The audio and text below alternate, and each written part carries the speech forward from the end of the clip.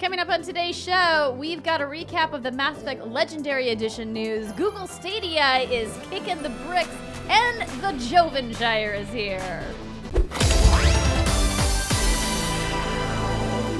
What's good, everybody, and welcome to another episode of the What's Good Games podcast, your source for video game news, commentary, analysis, and funny stuff every Friday. I'm one of your hosts, Andrea Renee, joined by Miss Christine Steimer. Hello. And Miss Brittany Brombacher. Hello. And special guest, the Jovenshire is here. Hello. Oh, I love that you joined Yay. right in. Joshua, it's so good to see you and to have you on the show. For everybody who doesn't know, we were trying to figure out what Joven's title was. It's like, is it a digital personality, an online content creator, a director, a producer, a writer, a showrunner, an internet meme? And the answer is that one. all of those. Definitely all top of post them. of Cringetopia. Yeah, that's me. Hi, I'm so glad to be here. Because it's a great week to be on this show with the news that we have, and plus, just being able to hang out with Andrea again is amazing because it's been forever. It has been, and the irony is that we actually don't live that physically far from each other anymore. We don't. Yeah, that's right. We're closer now, but because that was like forever ago now. Yes, but And yet so far apart. the world is. This is my bubble. Still not I don't great. believe this. Yes, 100%.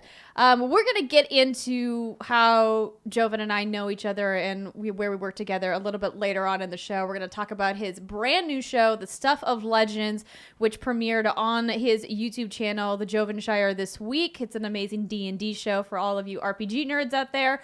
But before we do that, of course, we like to talk about the news, and we've got a little bit of housekeeping. We've got some February Patreon producers who are supporting everything we do here at What's Good Games. Chewy's Godson, FlyinCosmo, Justin Foshee, Punkdefied, Faris Attieh, Mohammed Mohammed, Marcus Ian Brown, and Alex Rigopulos. Plus, welcome to our Patreon community, Casual Blasphemy, which is an amazing name. Morgan Ashley, Kelly Graham, Jen Jixel, and Jonathan Negron. Welcome to patreon.com/whatsgoodgames, where you can support the show and be part of the show by submitting your questions. And you could also get the show for no advertising. That's right. No ads. With no Ad-free. advertising. Yeah. What is that? There we go. I said with no advertising. That is correct. That is right, Steimer. And Brittany, it looks like we have some new podcast reviewers. We do. We have Cool Boy X5243YT. That's almost as crazy as that new Nier game. We have Tessica 15, Hutches 420, and Halo Cube. And thank you all so much for the nice, kind reviews. It makes us feel warm and fuzzy, and it helps other people find our show. So thank you. Yeah. Yeah, we love those reviews on your favorite podcast app. when they're good. When they're good. That's true. Sometimes Some the of bad y'all ones are make us real laugh, assholes. and sometimes the bad ones make us sad. So Yeah, sometimes my ego's too high and I need to read negative reviews just to kind of bring me back down. Oh, wow, must be nice. Yeah, no, it's horrible. it's a good place. It's a good place to be in. The show today is brought to you by Me Undies and Felix Gray, but we'll talk more about them in a little bit. Let's jump into this amazing Mass Effect news. Joshua, I'm so glad you're here. I know. I'm so glad that you're here because there's such an amazing history about my journey into the Mass Effect franchise when you and I were working together.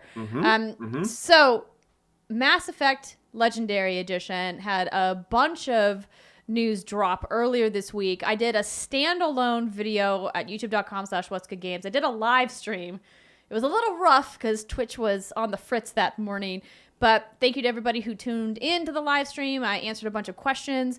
So I'm going to just kind of run down a couple of quick highlights for what the story is all about. If you want to get a deep dive, again, I'm going to refer you to my video where I answer a bunch of questions about it, but essentially they've announced the release date. It's May 14th, 2021, so just a couple of months away. They have confirmed that it will have 4K and HDR support, and it will be 60 FPS on PC and specific consoles, PS4 Pro, Xbox One X, and Xbox Series X, along with PlayStation 5. Though I do want to note, PlayStation 5 and Xbox Series X aren't getting a standalone version of the game. You will be playing the PS4 and the Xbox One backwards compatible version on those platforms because Turns out the code was real old, everybody. Real Yeah. old code. It's Mass Effect came out, I think maybe a little bit after, but my first job in the industry. Like, I'm as old as Mass Effect. Steimer and Mass Effect have the same age. We are I started at Edelman, and one of the games we were publishing was Mass Effect. Oh, it's 2006 for the first one, I think.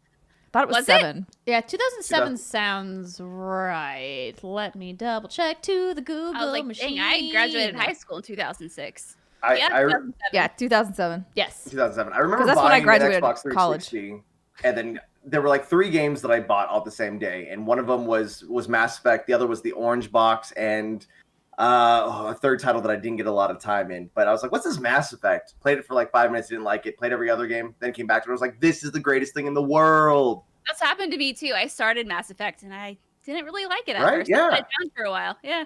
No, so that was the opposite of me. So I had taken my gaming hiatus when I was in college. I think we played the Wii, like my roommate's Wii, and that was pretty much it.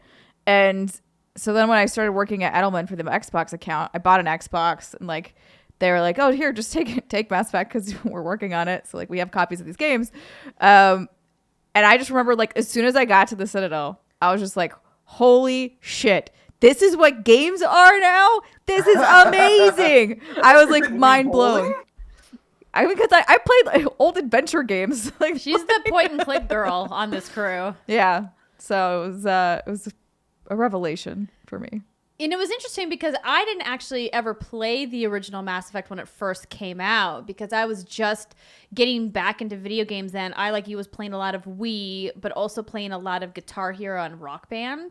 And I wasn't playing a lot of RPGs or FPS games because I just was a little intimidated by those. And so my Mass Effect journey didn't actually start until Mass Effect 2 came out.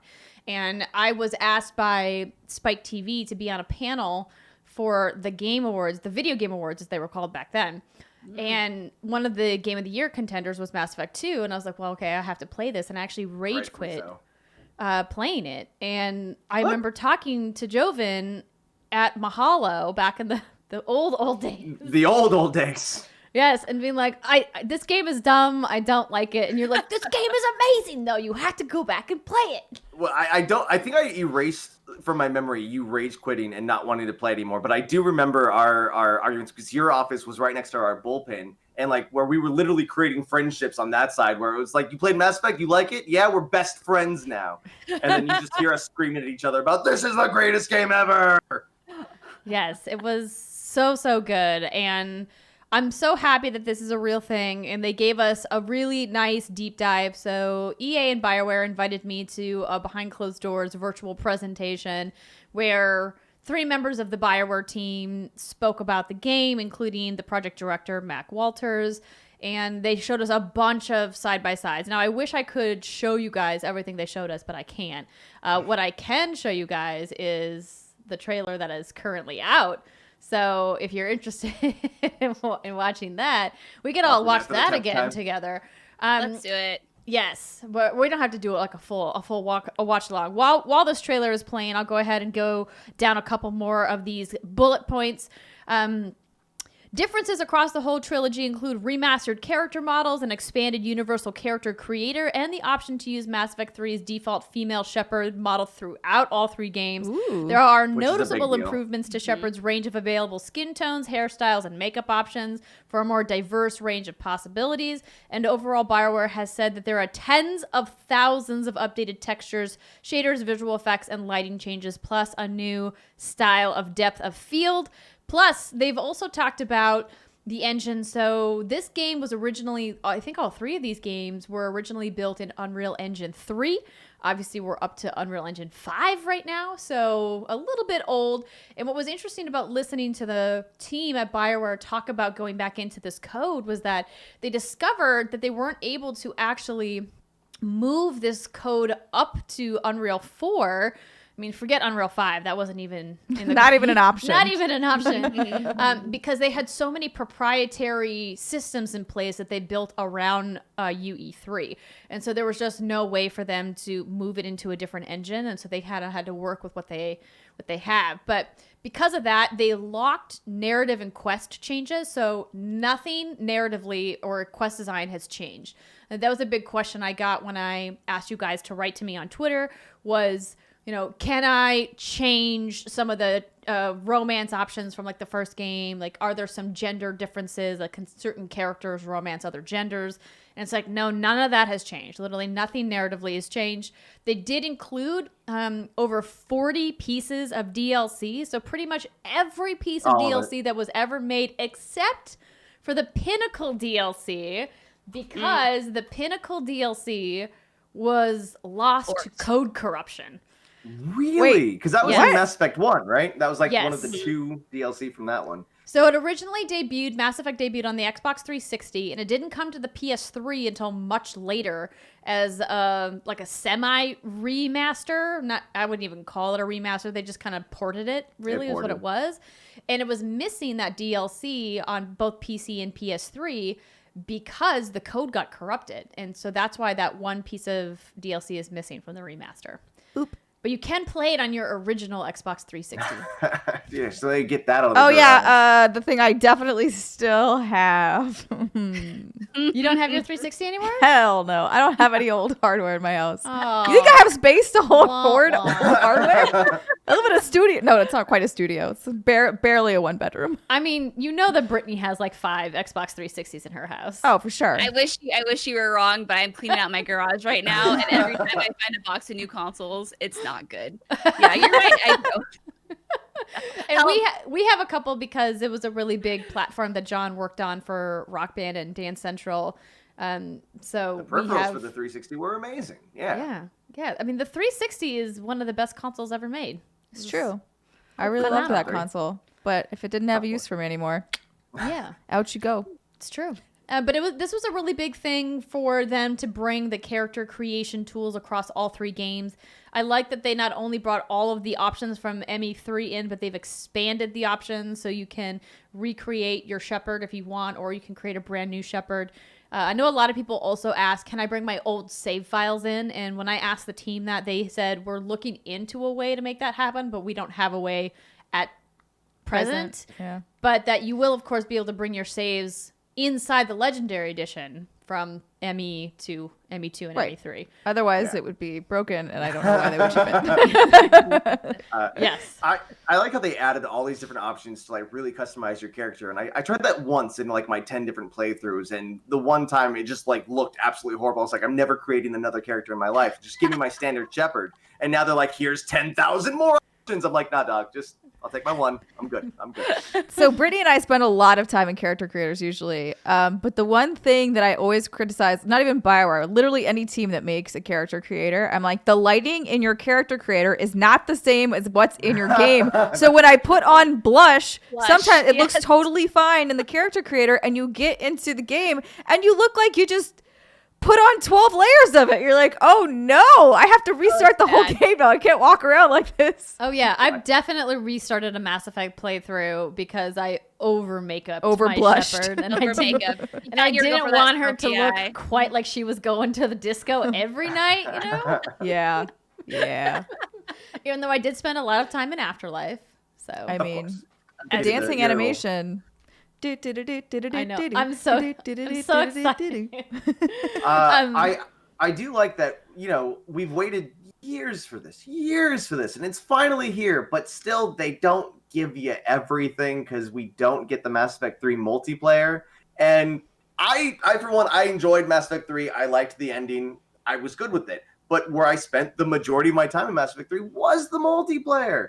And that's Wow. all I want to do with my friends again, is like call everyone up, play at night, get our headsets on, and just, get the Krogan that can do the dash across the screen and just be like, this is great. You still friend. can play Mass Effect 3 multiplayer. Like, it's still active. They Is never it? turned. Yes, it was interesting because Mac Walters answered that question specifically because, of course, it came up in the press Q&A session. And he said, there's still a substantial amount of people playing ME3 multiplayer, more than we anticipated. I love that. If I do the Game Pass on Xbox Series X and I play Mass Effect 3 there, is it available? I believe so.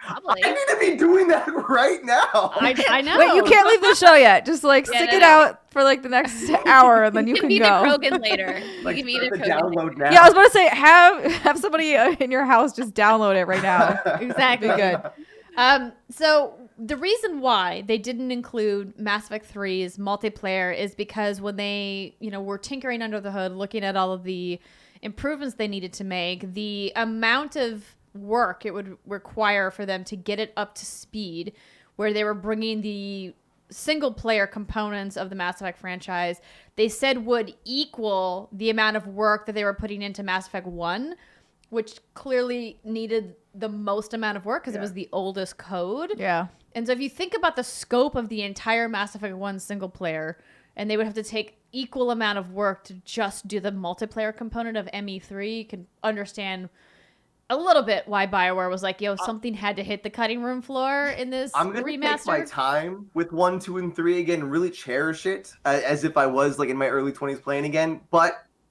if I just wait another year or two and then I get a standalone Mass Effect multiplayer game, I'd be okay with that too. Yeah, I mean, we know that they're working on new Mass Effect, right? What did you think of the reveal at the Game Awards? It reminded me a lot of the reveal for Mass Effect 3, where you're like, oh, what's this? Oh, what's this? What's this? Hey, that kind of looks like it's this. I don't know. Maybe I'm just jaded now because of the industry. Like, I don't want to know about a game that's coming out in 5 years. I want to play a game. Tell me when it's a little bit closer. But it's the nature of the beast with video games because it takes so long, and you see that 5 years out, 2 years out. Coming this summer, like model of advertising a video game. So it was nice. It's great. It's cool. I'm glad I have this in the meantime, though. Yeah, I feel you there. I think that they were under pressure from their community and from the internet at large to answer what's happening with the Mass Effect franchise. Right after, same with I think Dragon Age is the same pressure. Yeah, Dragon True. Age has been like so hard, like trickling, but like here's a drop, like please, like we're still working on it, just let us be. I mean, Inquisition came out in the fall of 2014, right? Something like So that. it's been a long Was time. it? Yeah, it was. Yeah. If 2020 has taught us anything about video games, none of us, any player or professional, should ever rush any developer to get a game out faster than it actually should be, ever. Yeah. Ever again. Exactly. What I do also R.I.P. Avengers. yes. What I think is interesting about all this about Unreal, and an important note that they probably don't really mention a lot of, is like they've had to go back through and relearn how to work with Unreal here, because what they've done under EA, I don't know if a lot of you remember, is now they're all under, oh my god, Frostbite. Frostbite. I was like, my brain just like The engine. blinked it away. Yeah, The from DICE. DICE's proprietary engine that EA owns and they developed for Battlefield specifically. They used on Battlefront and Mass Effect Andromeda. And then a lot of the Dragon Ages were also built in Frostbite as well. So like they're now trying to figure out how to make Frostbite work. And then for this remaster are going back to Unreal to try and figure out how to get Unreal to rework with all of their old code. So like props to those engineers. I'm sure that they had some very long nights doing this. Yeah, I'm sure. Probably. It was really fun listening to the guy whose name is escaping me from the environment and character team talking about Kevin how... Keek. Yes, thank you. How he felt like the art team was actually really liberated by the sense that there was so much of the game that was locked, so that they could actually really deep dive into some of the technical fixes and really focus on like textures and lighting and cleaning things up without having to worry about remaking the whole game. But if you look at some of the graphical changes that have happened to Mass Effect 1 based off what we saw, it does look really, really good. And it looks like substantially Graphically, different. yes. Yeah. Now, trying to go back and playing that game, like you really need the nostalgia goggles to enjoy Mass Effect 1 because of how clunky the controls are. So I'm very excited to see, because it says in the breakdown, like there's updates to the cover system and everything, but how smoothly will it play? Like, does it feel like a good 2020 shooter? I don't think it's going to. I think that's something that people need to manage expectations about. And I really was hammering home when I did my stream is like, this is a true remaster. This is not a remake. If you go in expecting something along the lines of Resident Evil 2 remake or Final Fantasy 7 remake, you're going to be sorely disappointed. Like, they really tried to honor what the original trilogy was while also making it prettier and you know, up-resing a lot of the kind of pain points in the technical side of the game. But they didn't like remake everything, right? They took the existing assets, so it still is gonna look like the original trilogy, just nicer. Yeah, just and nicer. you still can just be like the Mako. Fuck walls. You know, I saw that also. They're like, we fixed the Mako controls. I'm like, am I the only one that didn't have a problem controlling the Mako? I was fine with it. I did. I fucking struggled with the Mako until actually I saw a video that was like, Mako doesn't care about your walls. Mako doesn't care about like anything. It's just, and I was like, oh, if I treat it more like this, maybe I'll have a better time. And so I went back and I did, and I was like, oh yeah, this is great. But when I was trying to drive it like a tank, it was not fun. Yeah. But yeah, when you embrace the floatiness, it's really a good time. Embrace the floatiness, the Mako. Yeah, I also saw the presentation, and what I just want to say is it was so fun to watch these folks from the BioWare team chatting about the Legendary Edition, because you could just really sense the passion behind it. They describe it as essentially being a dream. This is something everyone dreams of, being able to go back and visit this thing that you made so long ago, but now you have all these lessons learned, and it's kind of like, okay, go on with your bad selves. Like, do what you think you need to do to make this the best it can be, with the restrictions, obviously, that they're not trying to remake it, but just remaster it. And some of the fun things that they're doing that I thought is like, oh, that's very nice of you. There's a boss fight, and you folks probably remember it more than I do. It's with the matriarch Ben, I don't know how to say her name, Benezia. Yeah, Benezia. Apparently, and I played it, but I don't remember. They said that was a really tough fight, and it was meant to be tough, but there were some issues. There wasn't enough cover, for example, in that boss fight. And yeah, I think I cheesed it a little. Yeah, they said there wasn't enough cover. Moment. And they said that she could immobilize you very quickly from the get-go. And if you failed, then you had quite a bit of backtracking you had to do because the autosave wasn't so great.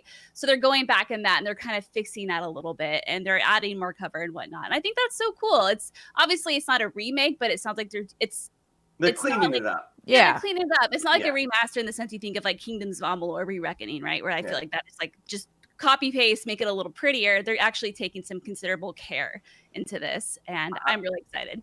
I'm just like, even that trailer, like I was getting emotional and getting goosebumps because like the music is amazing, the story is great. I'm a huge Star Wars fan, but I love the expanded universe of Mass Effect more than I think I do the universe for Star Wars, because it is like this more science fiction versus sci-fi fantasy that you have in Star Wars, but like the idea of the First Contact Wars and like what that kind of transition made for like the human race coming in, but then we're seeing them like years later with this like finally trying to make it into the system, and the story behind it is great. The relationships are great. Like to just be with Morden again and to go through everything in Mass Effect 3 with it, it's just like I'm just ready for it. On Twitter, it's all I've tweeted about multiple times. Anytime there's like a big gaming show, I'm like, give it to me this time, give it to me this time. And finally it's here. And I can't wait to experience it again for the first time. So speaking of that, we have a question from one of our patrons, Benjamin Ketcherside. Will you make any different key choices when playing through again? And also, Benjamin wants to know, who will you bang first in Mass Effect Legacy? I have no intentions of changing any of my decisions.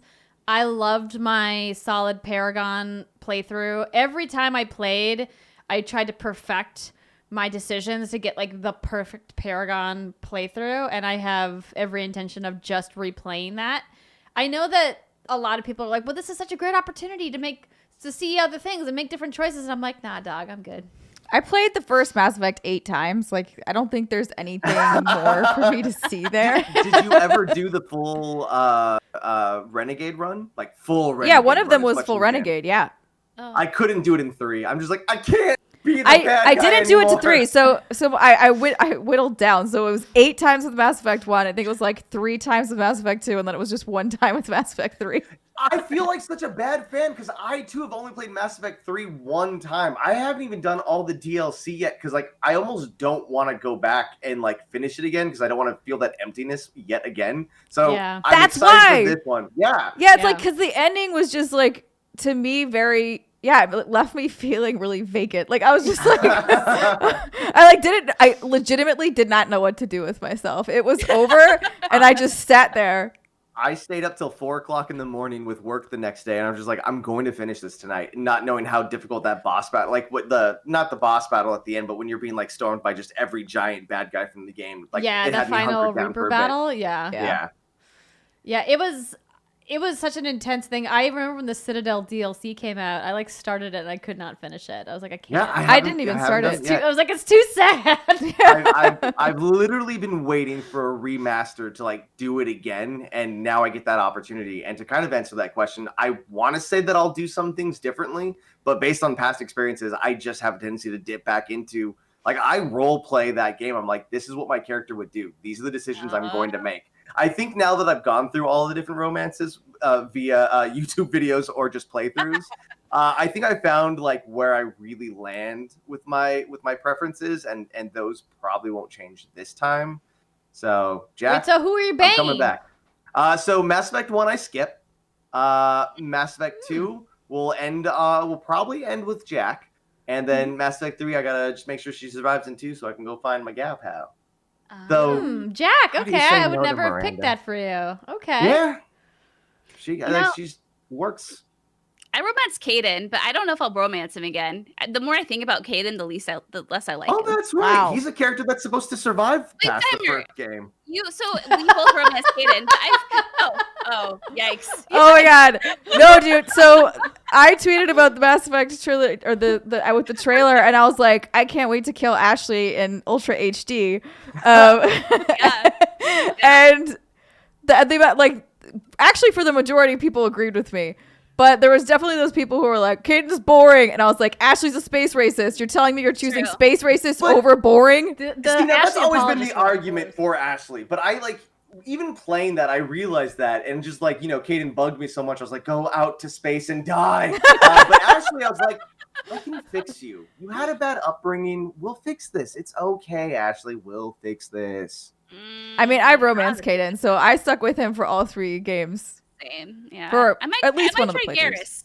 Garrus. I might do a Garrus. Last time I almost banged Garrus, but then I was cheating on Caden, so I had to You reload did, that. but you reloaded. I did. Whoops. Yeah. Found that photo face down. I knew I've I was in trouble. I've never made a run at Garrus. My very first playthrough of Mass Effect 2, I romanced Jacob and had no regrets. He was awesome. Oh yeah. Jacob, the Yeah, they kinda unsung did hero Jacob of dirty. Mass Effect. They kind of pushed him to the wayside in ME3. He had like a semi-interesting like individual A lot of arc. people get pushed into 3, which is kind of an issue with it. But at the same time, when you have so many different characters, who's going to get like all of the time? Yeah. They're like, we actually needed to make that suicide mission a legitimate suicide mission. We needed to make sure some of these people died. Yeah. There should have been no perfect playthrough of that. But I went back and replayed or played ME1 for the first time after having played ME2 like 2 or 3 times. And I remember talking to you, Joven, and some other people at Mahalo about it. You guys were like, wait, you didn't ever play the original Mass Effect? And I was like, no, okay, I'll go back. I'll go back. Second coming to video games. Yeah.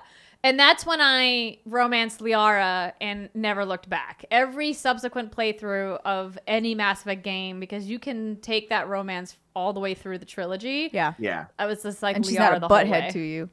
Yeah. That's what I was Like mad it- at Caden about. And she Yeah. lives on your ship in 3, which is unlike any of the other characters, I think, that you can romance. Yeah, because Garrus is on the Caden, ship you'd in go 3. meet him like on the Citadel. Yeah. I was like, Caden's an asshole. A boring asshole with He's headaches. not a space racist. Who can be fixed? a boring asshole with headaches. You can't fix boring. No. But you're not wrong. No. What's interesting is I was thinking I might switch to Liara only because she is in the new trailer, and I was like, Yeah. hey, we'll go down that route. We'll see Because how it somebody goes. asked me, they're like, do you think you'll be able to bring your Legendary Edition save No. from ME3 into whatever they're doing for the new ME? And I was like, that would be really interesting. They're different engines completely. True. Well, but your decisions, like, why would you like announce the next Mass Effect and then like have this? Well, unless it's kind of like Andromeda, where it's like in a different part of the galaxy and your decisions don't matter. I think that it's like too close together. I think that there has to be something there. Like, why wouldn't you? But now it's on the so same far in the platform. future that theoretically a lot of your past decisions wouldn't matter anyway.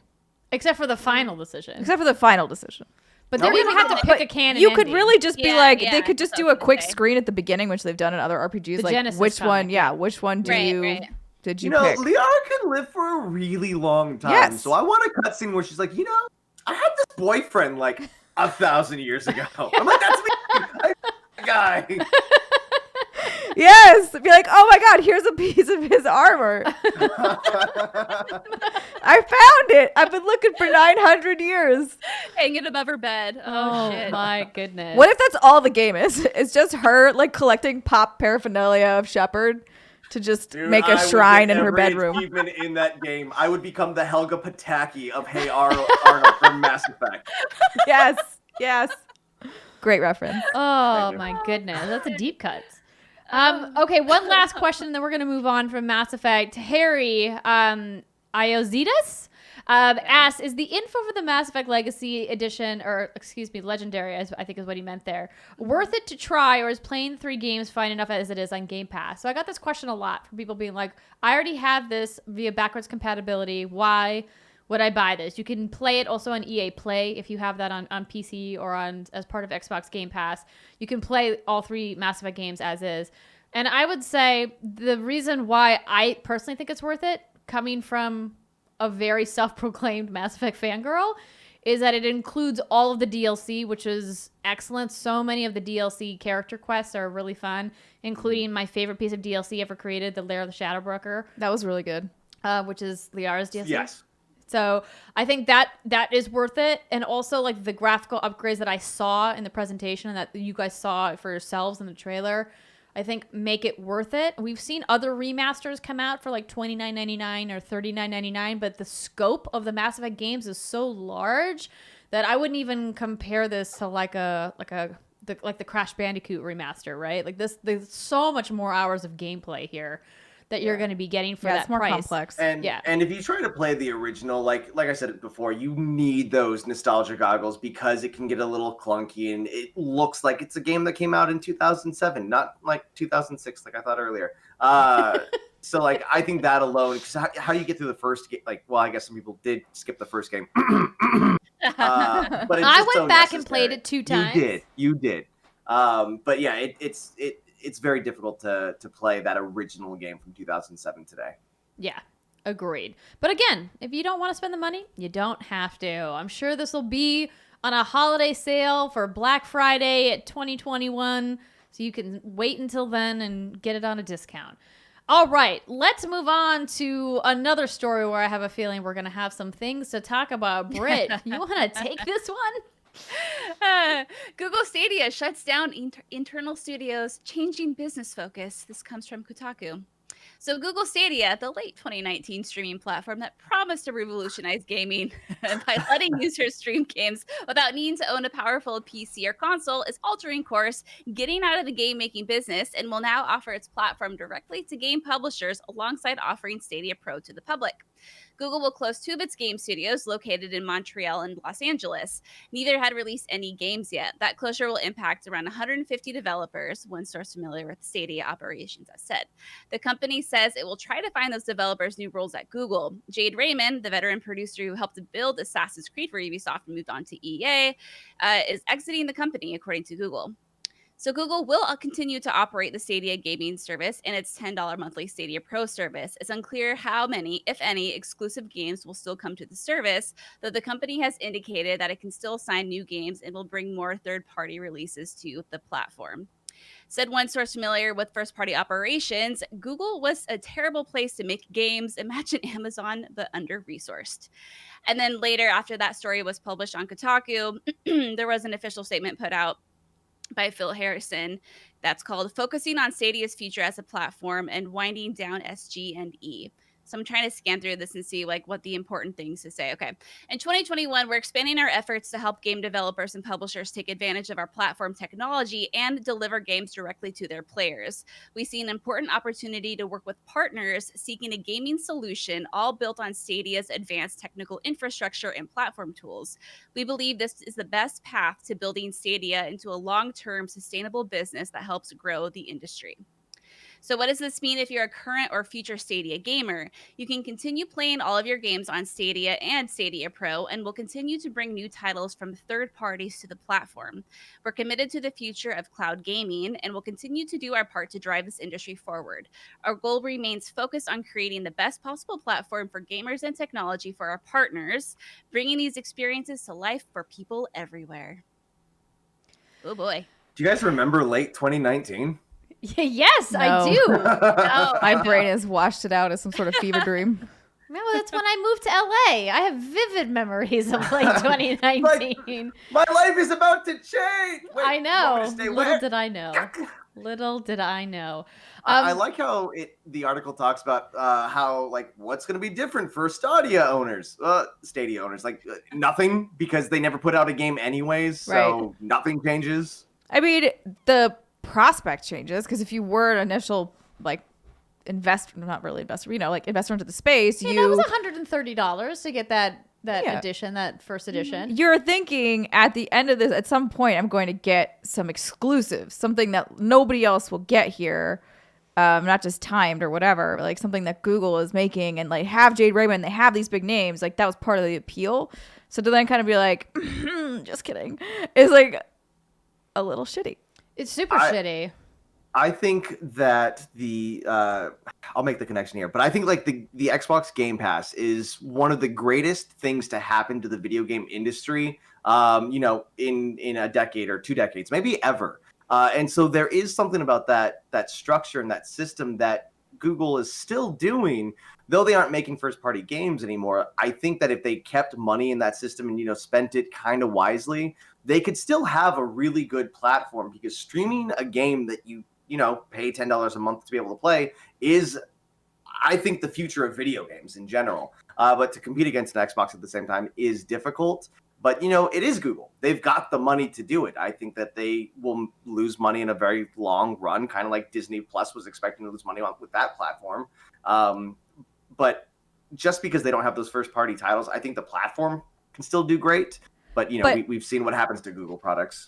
I guess my counterpoint is that when you're saying like Google has the money, correct? Google has the money. Google could have kept this going. Like Google technically had no financial reason to really cut their losses here and go for another way. Like, so that's the part that leads me to believe they might be uncertain of Stadia's future and like are testing out whether or not this may end up in the Google graveyard. It's just like, do we want to keep these studios on the books that it will take at least another 4 to 5 years to actually produce something? Or do we want to, kind of like back away a little bit, see if we can turn it into something else? I would guess that some of the challenges that Google was running into is that these publishers were already locked into contracts, multi-year deals with Xbox or with PlayStation to bring exclusive content to those platforms. And then Google was just kind of there as an afterthought, right? Like this idea that, you have a big partner like an EA or Ubisoft or a Bethesda, and you can already see that those people have made partnerships with other platforms. I mean, Ubisoft was really the biggest publisher to do things on Stadia as a platform, but they also don't really need Stadia. Stadia needed Ubisoft, right? And so I think that, their business development team was probably going, wow, we're going to have to keep funding this thing through at least 2025 to really get a footing, because anything that Jade and Shannon's team, don't forget Shannon Studstill, 20 years at Sony Santa Monica, left to go be the project leads on Jade's team. And I'm just like, that's also part of the story that's crazy, that over 150 developers have now lost their jobs on that internal team. And it sucks too, because like, again, when you're going to a place like Google, you assume you have some level of job security because that company does very well for itself. Right, exactly. And so I think that, we weren't expecting anything from the internal team as far as a Stadia original exclusive for at least 2 to 3 years, because game development just takes a long time. And then, when they look at their third-party partners that had to really sustain the platform until then, I'm sure Google just ran the numbers and was like, this is going to probably lose us $500 million to $1 billion while we're waiting to recoup those costs 5 years down the line. And I think that's, sorry, go ahead. No, I'm done. Okay. Yeah, and I think that has a lot to do with it. Because if you even look at what Amazon's gone through their development hell and their gaming division, you know, I think when you have these folks who are the higher up who are so used to just like making money anywhere they go, they have this mindset of we can just throw money at it. We can just throw money at it. And what we've learned is that money just isn't enough to create a successful franchise or a successful video game. You have to have a team of folks who like want to be there, and that team needs to be headed by people who know what they're doing. They need to know like when to look for the red flags. And you look at what Amazon went through, for example, you had Jeff Bezos at the very top who was saying, I want the most gajillion-dollar industry and or game franchise, and we're going to just make it happen and blow people's minds and show everyone that Amazon Game Studios is the place to be and blah, blah, blah. And eventually, you know, 3 out of their 4 major games have flopped recently. And I think if you can draw parallels between, they have one that they're working on now, which is like a huge MMO, but all the other ones have like gone they had right? They had like 3 games or something. I don't remember. I couldn't name any of them. Yeah. I don't think I've ever seen the logo like Amazon Game Studios. Yeah, I've definitely seen it. I've played some of their mobile stuff, but their bigger games they had an early access one that was out. It's honestly like it's not worth. I mean, going games over. are a creative It's space, not. so yeah, it's not something you can just throw money at. It really needs time. Like the creatives need time and space to really come up with something interesting and like have the time to develop it and go through all that. And if you are an instant gratification kind of person, game development, not for you. And so when you look at this statement from Phil Harrison, with the increased focus on using our technology platform for industry partners, Jade Raymond has decided to leave Google. And if you read this, the word partners is used like 4 or 5 times. So yeah, it tells me that I think they're going to leave their platform open, obviously, right? Like you said, you know, you have Baldur's Gate 3, for example, coming to it still. I'm assuming they haven't said anything, but I don't know why they would suddenly like ixnay that partnership. But yeah, anyway, TLDR is like they're going to leave it open for people to publish their games if they want. But then I can see them lending their technology from the streaming part to other companies for whatever purposes they may or may not be able to use. And like, you know, that's how it works. Businesses, if it doesn't turn a profit, it'll be axed within the next year or so. But yeah, which it like. I think I was taking like an optimistic view, but when you just like look at all the cards on the table, it's hard not to think just the worst. Yeah. Especially again, Google, not a company that has the greatest track record of like keeping things around that aren't doing super well. They are pretty much like, we'll just like kick you to the corner. Yeah. There was just so much. I could spend the rest of the show talking about everything they did wrong with the launch of Stadia. And we have talked about it, so we don't need to go over it ad nauseum. But I hope people will stop hiring Phil. Stop hiring Phil. Oh, damn. Just fucking leave called the wake out. of destruction in his path. Jeff Grubb from GamesBeat gets a tip of the hat for one of the funniest tweets I've ever seen. That was really good. He tweeted a photo of Harrison with the tagline, like good job, Agent 47. Oh my God. And I was like, oh man. That's, sad but true. Oh, not to say that he's a bad person. I'm not trying to drag him. You're just as a bad at human your being. job. I just he had the responsibility of all of these developers, and he gets to keep his cushy executive job with all of its Google perks, and all of these people are now going to have to find other work. A lot of them probably uprooted their families and moved to the Los Angeles area to work in one of these studios, and it's sad to me. I know you're stuck here in this pandemic. Godspeed. Yeah, exactly. All right, let's keep on rolling. I'm going to try to power through these next few news stories. But before we do that, I want to tell you that today's episode of What's Good Games is brought to you by MeUndies. Let's talk about love, everybody.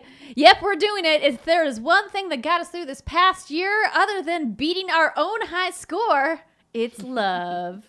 And that means getting extra cheesy for the ones we love most on Valentine's Day is allowed. MeUndies is here to help you win over your Valentine because they just released their V-Day collection, so you and your partner can match through it all. I do love their little tagline, match your bottom half to your better half. And if you're single, it's no problem. You can just show yourself some love in the comfiest undies and loungewear that makes you feel amazing because you deserve it, girl. So we talked a lot about MeUndies on this show. I don't need to go over just how much I love their joggers, their onesies, their lounge pants. We're big MeUndies fans here at What's Good Games. We like being comfy. It's true. Steimer likes being comfy. I like certainly being do. Yeah. It's great. It's great. So how fun would it be to have a shared secret of wearing matching undies with someone you love? Well, MeUndies are made with sustainable, breathable, softer than soft fabric and available in a range of sizes from extra small up to 4XL. MeUndies membership gives you and your boo a new pair of undies or socks every month, and members get discounted pricing on everything MeUndies makes, as well as early access to major print launches. MeUndies has a great offer for our What's Good Games listeners. For any first-time purchasers, you're going to get 15% off and free shipping. Take advantage of the MeUndies problem-free philosophy. If you're not satisfied with any product for any reason, they'll refund or exchange it. No caveats, no questions. To get your 15% off your first order and free shipping, go to meundies.com/WGG. That's MEUNDIES.com/WGG. Don't forget, every time you use one of our links, it helps the show. Let's just kind of like breeze through the rest of this since we spent a lot of time talking about Mass Effect, as we should. Don't need to go back to Mass Effect for the next hour. I'm okay with that, good. too. This could be the Mass Effect show. We could just make the whole show about Mass Effect. I wouldn't be opposed, but yeah, we could just quickly say this and then we can move on. It's Go true. back to Mass Effect. I do want to bring up this story because it is just a nod to the fact that Embracer is becoming another superpower in the video game industry. So earlier this week, we found out that Embracer Group acquired Gearbox Entertainment for $1.3 billion. With a B. With a B, everybody. Big Actually, fat B. I think it's Gearbox Publishing is the actual name of the group. So, of course, Gearbox, known for the Borderlands franchise. Embracer, who you may remember us talking about last year, bought a bunch of people, including THQ Nordic, Saber Interactive, Koch Media, Deca Games, Amplifier Game Invest, and Coffee Stain Holding. And they also noted earlier this week, Tim Willits, one of the heads over at Saber Interactive, said that they acquired Aspire Media as well. So what's interesting about this is that Embracer has just been like collecting. They've been embracing all these other companies. I see Good what you job, did there, Steimer. Steimer. It's true. Saw that one on the Google Doc. It's like, I'm going to hold on to this pun. I honestly just looked at it and I was like, oh, I literally just imagined them hugging, but then kind of absorbing like a Kirby. They're just like, ah. It starts off real cute, and then you realize you're and then it giant. becomes horrifying, and you're like, oh, Jesus. So one of the things that I first thought of course, is, well, what does this mean for Take-Two Interactive, 2K Games, and Borderlands? Because that has been a long time publishing agreement. And according to IGN, who wrote to 2K, a spokesperson from the company said, as the proud publisher of the Borderlands franchise, we are happy for our partners at Gearbox and it's an exciting new chapter for their organization. The merger does not change 2K's relationship with Gearbox, nor our role as the publisher for the Borderlands IP or any other projects we are currently working on with the studio. We look forward to continuing our long-term partnership with this incredibly talented team and delivering many more exciting entertainment experiences for gaming fans around the world. You should Isn't be that just chummy? auctioneer. What I found interesting about this story is, I don't know, I feel like every time we have an E3 and Microsoft gets on stage, they're like, hey, here's the 20 other companies we just bought. Watch out for their games. And is this the part of the industry that we're just going to see a lot more of, where you just have like these larger companies that just own every single studio till there's only like the big 3 or 4?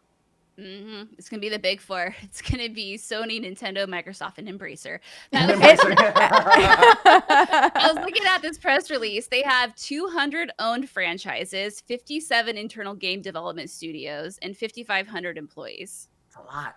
Embracer is, I mean, I guess this is minor spoilers, but like they're the thing from Inside. Oh yeah, that's like a big category. Oh. Like a weird conglomerate blob. Does this make any of y'all your butt clench with worry?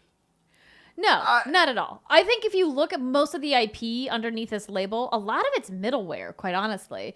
And I think what that could mean is actually good for the gaming industry. It allows the rise of middleware to come back, and for teams that are not necessarily gargantuan AAA teams or really small indie teams to still have a place in video games, and they really haven't for like the last decade. Yeah, no. And so I think that this is actually a good thing, is that it gives more creative freedom to some of these teams to say, hey, there can be success on a smaller scale. Not every game needs to make, hundreds of millions of dollars, right? And I think that these teams clearly have found the same kind of inspiration or hope, right? in being part of a larger team. And hopefully, we'll be able to see some cross collaboration between these groups. I don't know exactly like how that would work, but it's been interesting kind of seeing some developers chat about this on the social media sites this week.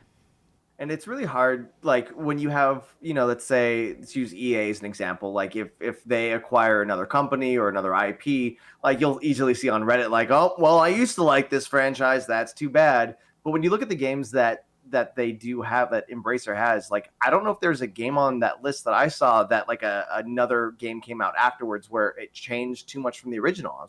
I think like all the follow-ups were still just as good after they were embraced by Embracer.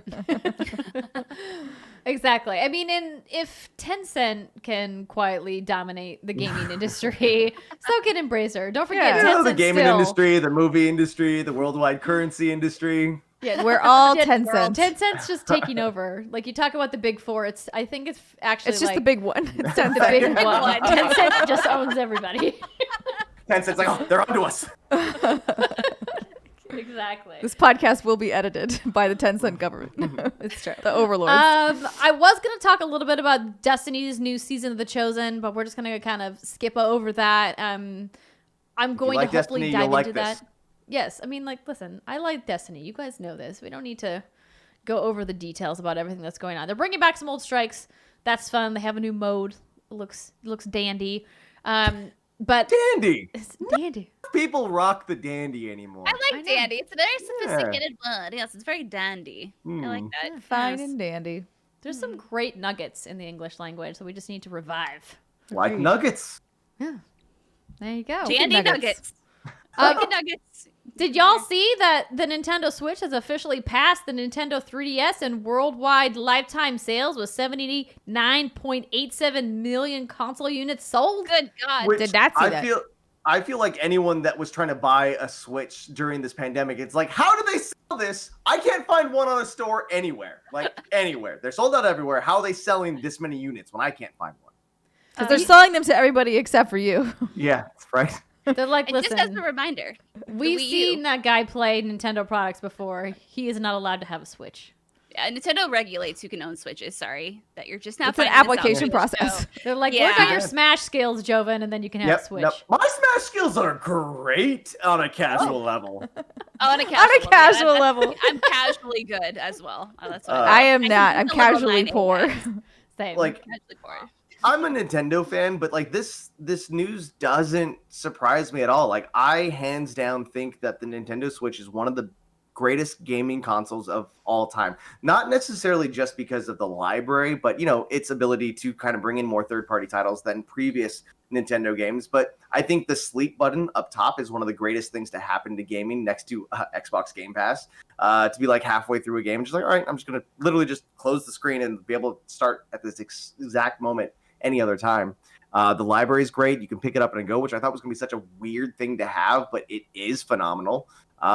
It's just a good console. I think it's up there with like the PlayStation 2. And they've got way fun colors. They do have fun colors. I also just want to remind people that the Wii U, the console that was before the Switch, only sold about 15 million units total throughout its 15 or 50? 15. 1.5. Wow. Yeah. Wow. 1.5. Wonder how that compares to the GameCube then, because like I know that underperformed at launch, but I love the GameCube. I think the Wii U was the lowest performing Nintendo yeah. console ever, if I'm not mistaken. Wii U. Yeah. The GameCube sold 22 million GameCube units. So yeah. Yeah. Game So Cheese that is it better. didn't do too hot either, but better than what it was. But now it's great. I think Nintendo's finally got their groove. Now if they could just get their online infrastructure fixed, which it sounds like they've been using the same online infrastructure since the GameCube, and they're just now recently revamping it with the launch of Monster Hunter Rise, which is what I read anyway. That explains a lot. Ooh, That would explain a lot. Well, That would explain a lot.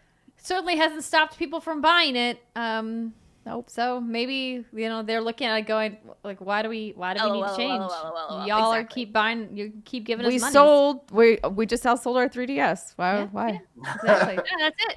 And it's so impressive because 3DS has been like that's 8 years, 6 years. The 3DS has been such a long time. This podcast is making me feel old. Yeah, right. Next topic.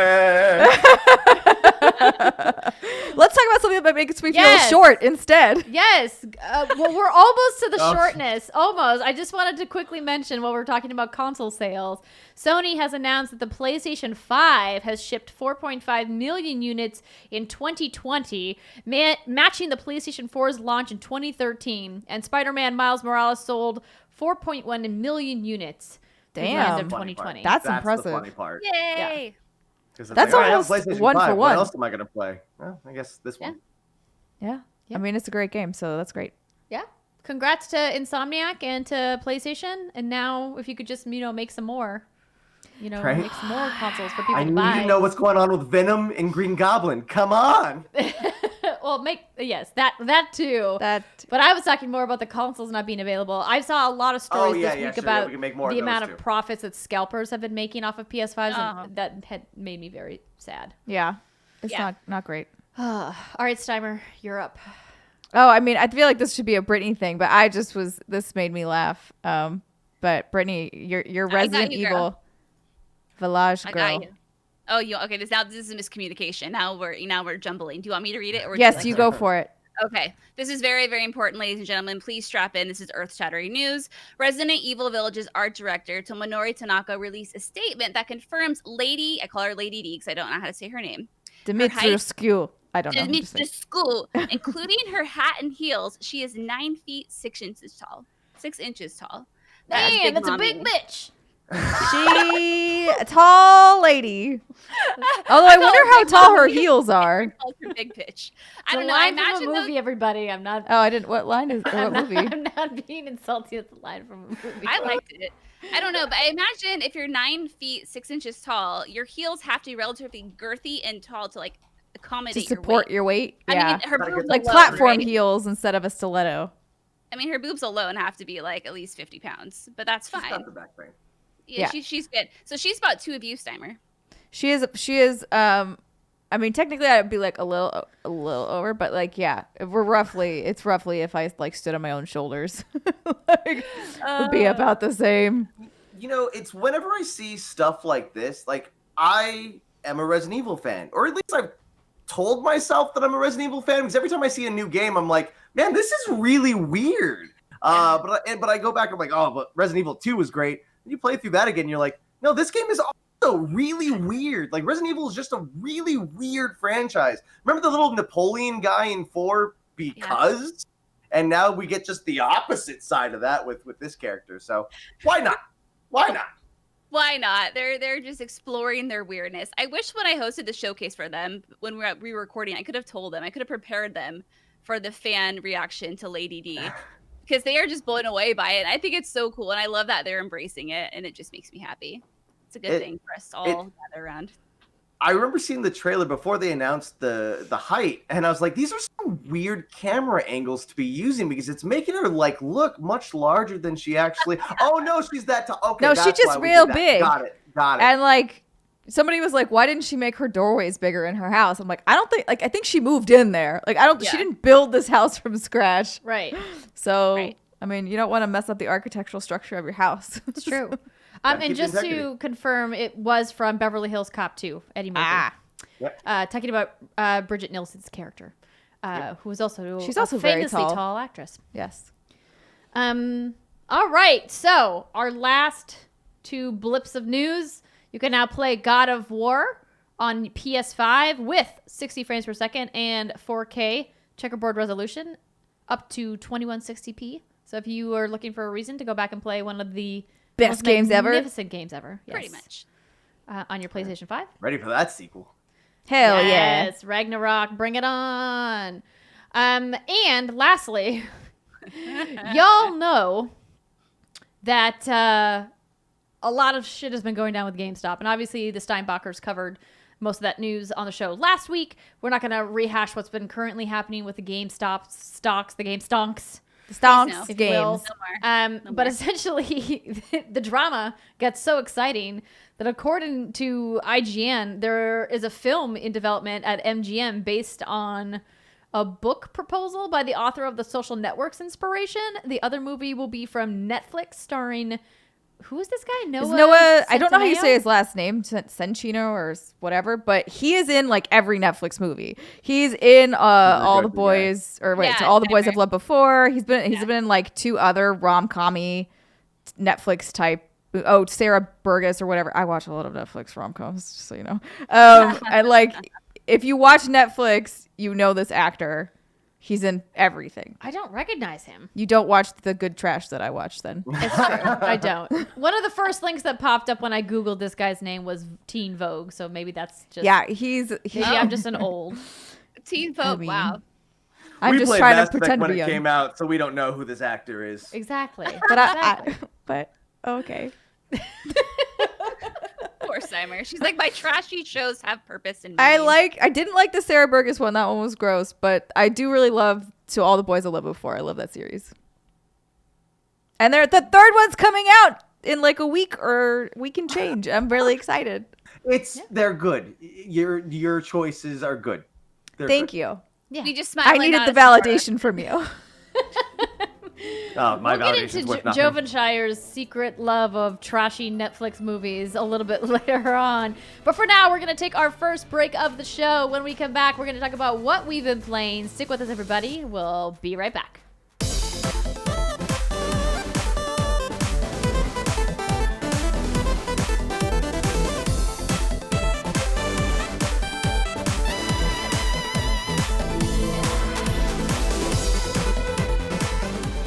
Welcome back to the show, ladies and gentlemen. This is when we talk about what we've been playing. But first, I'll tell you all about this segment sponsor, Felix Gray. Everyone is talking about the effects of blue light these days, but have you stopped to think about what blue light you are exposed to daily? Major sources of blue light can come from phones, tablets, computers, TV, Kindles, and even LED light bulbs that are shown to emit more blue light than their someone say that for me. Incandescent. Thank you, counterparts. Common symptoms from exposure to blue light include headaches, blurry vision, dry, tired eyes, and trouble sleeping. And exposure to blue light at night can impact melatonin secretion, the hormone that regulates sleep, something I think we all need more of. But finally, there's a pair of glasses designed for the 21st century, and that is Felix Gray.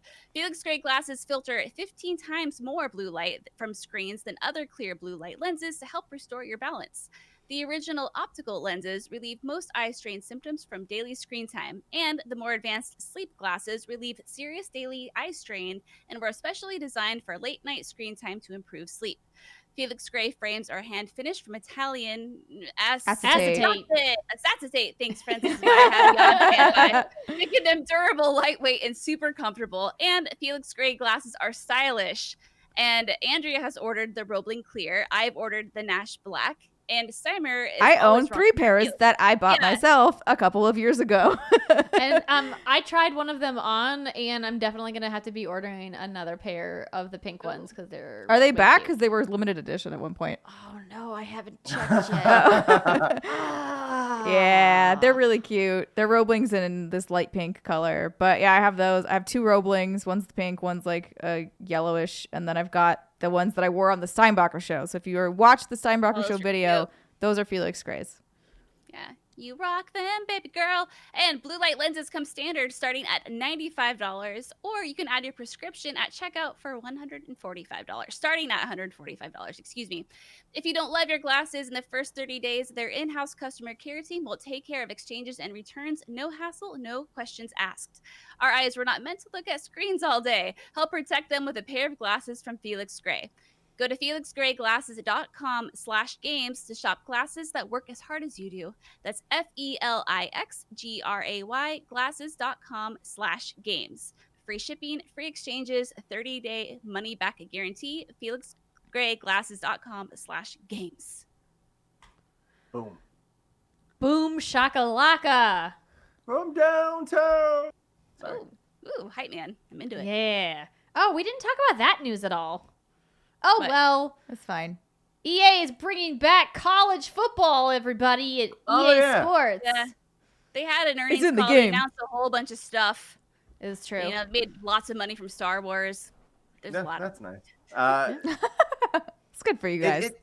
It's nice to see that it's back. I'm not a college football person, but I do pay attention to that news because it is kind of messed up how the NCAA makes so much money off of their players, and like They get none nothing? of the money from these sales get to them. So that's why this kind of stopped in the first place. So to see the franchise back kind of is interesting. They're not So using they- player likenesses. Right. They aren't using likenesses. Are they using names? I don't They're even think using not team names. team names. Yeah, Yeah, that's it. will not include student athlete names, images, and likenesses, but they're continuing to watch those developments closely. Yeah. But Yeah, at the that's same time, like, definitely you know, you're going to play as your favorite team because of the players on that team. So I don't know. So, like, are they just gonna be, like, it's a random moral gray generic? area. Like randomly generated people? I Like, guess. I think it's a Probably. good start because there's a lot of people who are clamoring for this because the collegiate scene has a lot of ravenous fans. And while I know that people connect with players, I think also those collegiate teams have such long histories that you actually probably have a longer relationship with the team identity than with an individual player because there's so much That's more true. turnover in collegiate point. sports than there is in professional sports. So, yeah, that makes sense. Yeah. but yeah, anywho, that's back. From outer Yeah. space. But let's talk about what we've been playing. Who? Who wants to go first? Okay. First, I thought there was like a segment, like intro, like jingle that I wasn't hearing. I'm like, Guest, would you like to go first? I would love to go first. For the first time, I think I'm answering this question with a mobile game, but it's also kind of cheating because this last week we had the release of Magic the Gathering Arena having its early access on Android, baby. That's right. Android users get to be the first one to play something for the first time, I think, ever. Man. Now, though the requirements to be able to play the game and to be able to play the game well are kind of high, like you need like a new phone to run it. I'm a huge Magic the Gathering fan, and now to be able to play it on my phone, every experience I've had, every game I've played on my phone has been great. I spend way too much time playing it when I should be working, but the fact that I can do it from my phone now makes life great. So whether So do you my have wife- like the higher end phone so that it's I or- think newer. It's not like the newest phone. I think this is like the second to last Galaxy phone. And but I'm it's still it. running good? Yeah, and it's great. The UI is fantastic. The new set is awesome. It's based off of Norse mythology, so it's definitely a top-down mechanics for the set. And it's just been, I don't know, it's fun. And I'm spending a lot of time on it. So is the Magic the Gathering Arena mobile game similar to the online game that you can currently play? Yes, or is like the format different? It's just like if Hearthstone could be played through the Blizzard launcher, or it could be played on the mobile device. It's the same thing. It's your account. The UI is a little bit different to kind of fit like a smaller screen, but even then, I don't know, everything pops up as it should for me. Like if I want to see what the opponent just used, I can like hold down on the screen to kind of see what card. I'm a blind person, and I don't have a problem reading any of the cards on this. So That's good. It's just, I think it's a good move. I think that we're going to be seeing some big moves from Hasbro just as a whole when it comes to like a lot of their Wizards of the Coast properties, which, we'll be able to talk about that in a few seconds with my new show. But the fact that I think like Magic the Gathering, because it's been around since 1993, 1994, it's a giant game. So many people play, but the bubbles never really popped for Magic the Gathering. Even with Arena, it's brought in a lot of new players, but it's still not like an everyday thing. So I hope that now that it's on mobile, it kind of does open the door for a lot of new players. So like, do you think, if I'm like, I've never played one, even like a card game, is this accessible at any point, or are you just gonna immediately be like, what is going on here? Oh, it's I so think- hard with Magic though, because of all the deck building Yeah. you have to do. Yeah. Yeah, there's a lot to it, and like to pick it up for the first time on mobile is maybe a little bit more complicated because you're like, all right, how am I building like decks, or what cards should I be using? But I do think that the platform Arena is really good for new players and as a free to play platform as well. So. Hey, do you remember that one time we went to the Escapist convention in North Carolina and you and Lasercorn tried to teach me how to play Magic so that you could face off against the Escapist team? There's a lot from that trip I don't remember, but I do remember that. I do remember that. That was a really fun trip. I failed miserably. I was like, and we lost so badly to the Escapist team. Oh, they were tried so learning, and I good. can't wrap my head around it for some reason. It is definitely like it's proven that it is the most complicated tabletop game in existence. And yeah, but again, like with the smaller baby steps on like Arena, I think that it can teach you the basics pretty quickly. But yeah, it's something that you have to be like looking up all the time. Like, well, what are the best cards to be using? Hey. Yeah, I don't know why. you have I to did watch a that. lot of It's tutorials. like, yeah, see, you gotta put this card down over here. See, All right, let's see what Kaldheim is gonna bring to the table. yeah. You're just leaning into the People really mustache nerd. now. I mean, Yeah, You gotta twirl it a little bit, though. Hey, we're gonna play some Vikings and dwarves and dragons. Hey, I'm gonna go away now. I've been playing a lot more of the same of what I have been playing, unfortunately. There is a new update that went live for Animal Crossing New Horizons in January. Festival begins in just a couple of days here, which is exciting. And I've decided to redo a bunch of stuff on my island, so no need That to sounds right. Yeah, I mean, listen, I had Just to get like rid your of all real my house. Christmas. I had to get rid of all my Christmas stuff. I had to redo. Girl, I should show you the redesign I did in my bedroom. It is, oh, chef's kiss. I'm so happy. It's Show me Pinterest. later. It's Pinterest worthy. I will show you. But another thing that came out this week was a big patch for the Division 2. So we talked about at the Resident Evil Showcase that Massive Entertainment was teaming up with the team at Capcom to bring a bunch of pieces of gear from Raccoon City and Resident Evil into the Division. And so all of that apparel went live in a brand new apparel event that's running for the next 2 weeks. And while there still is not an Xbox Series X and PlayStation 5 version of the Division, and I don't know if there ever will be, the backwards compatible version got a graphics upgrade, and it now runs at 60 frames per second, and it is buttery smooth. It looks amazing. The lighting effects look awesome. The graphical upgrade across the board just makes the game pop in a way that I was really missing. And so I've dove back into the Division 2 to try to collect some of these Resident Evil pieces of gear, even though I have as you know, Brittany, not really an affinity towards, like Jill Valentine's outfit or anything. But So you just looking for something to do. You're like, I can get that. yeah, get I mean, that. it's just the gear chase of any of, end game. But are the stats good? Yeah, so the stats are good. I mean, a lot of the things though, but with the apparel event, is that it's mostly just cosmetic. Oh, okay. So it's just overlay. The That's stats good. of the new gear that you can get, because they overhauled the gear system last fall in one of the updates around the Warlords of New York. And I don't want to get too in the weeds of the RPG elements of that game, but I'm very much looking forward to making some new builds and trying some new content and hooking back up with members of the Division You're gonna clan. dress up as my Resident Evil friends then. And you'll Yeah. think of me. Yeah, Is there a exactly. tyrant outfit? Because that would get me back into that game in a heartbeat. That would be awesome. It'd be a little like immersion breaking, because they don't do anything high fantasy in the Division at all. Yeah. So What that's if why it it's was- all like the I'll just make the RPG trench coat. outfits. I think they should do tofu. I think you're Oh, right, wow, Steimer. yes. I think you're right. giant I love fucking- Steimer. like- That's like her like always just- Resident Evil reference she goes to is tofu. It's and I tofu love because it. I'm like, I love that this was ever a thing. I love it. I love it so much. I remember being in school and like people were talking about, oh yeah, I got tofu, and I was like, oh yeah, I got tofu too. Yeah, I beat it with tofu. Like, he's got his knife and everything. It's like, what's he look like? I'm like, he's got like the SWAT gear on, and he's like. You've never did it before. It's like, how'd you know? Because he's a piece of tofu. Because Oh! tofu. Not the Literally name of the tofu. character, literal tofu. Yeah, So but it now would be we'll funny keep to going. have it be like a mascot costume, so like you'd still see your head poking out, but the whole rest of your body is this tofu thing. You're just like trying to get behind cover. Brittany, Yes. did you see the Oh, my mod that someone made for RE2 Remake where they swapped Mr. Bernie X for Bernie Sanders? Oh, I thought you were gonna say they Holy swapped shit. it for the vampire lady, Lady D.